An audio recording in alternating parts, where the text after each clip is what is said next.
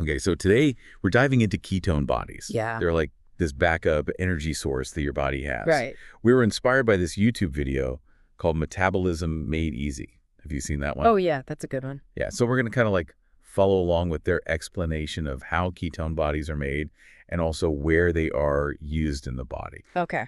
I think it's super interesting because it kind of shows you how adaptable your body is when it comes to using different fuels. Yeah, totally. It's really cool how the body can just like switch gears when one fuel source runs low. Right, exactly. And ketone bodies are like a key part of that. So let's start with like the basics. When we're fasting, what happens in the liver? Like it doesn't have its usual glucose coming in, right? Right, so the liver has to adapt. Yeah. It basically turns to stored fat Okay, and starts breaking it down for energy. got it. And that process is called beta-oxidation. Beta-oxidation. Yeah, it's like dismantling these stored fuel reserves. Okay, so it's breaking down fat. And when it breaks down fat, what happens? Well, you get this byproduct called acetyl-CoA, Acetyl-CoA, right? and it starts to accumulate in the liver. Okay, so the liver's breaking down fat. We're getting acetyl-CoA. Now what? So that's like the critical trigger. Okay. When the liver has enough energy for itself from the fat breakdown, all this extra acetyl-CoA starts building up. Gotcha. And instead of just wasting it, the liver turns it into something useful. Okay. Ketone bodies, Oh, okay.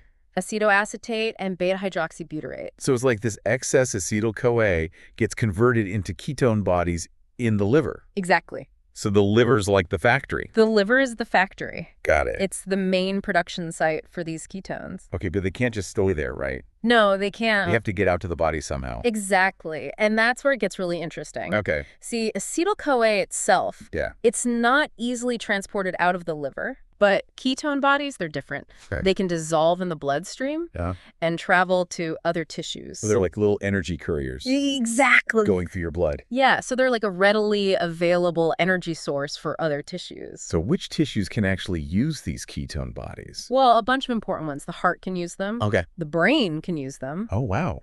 And even skeletal muscle can use them for energy. Okay, so like pretty much everything. Yeah, it's a really important alternative fuel source when glucose is scarce. Especially when you're fasting. Right. Exactly. So here's something that I thought was really interesting. They mentioned this in the Metabolism Made Easy video. Yeah. Even though the liver makes all these ketone bodies, Yeah. it can't use them itself. Right. Isn't that wild? It's so weird. It seems counterintuitive, but it's actually really clever Why is that?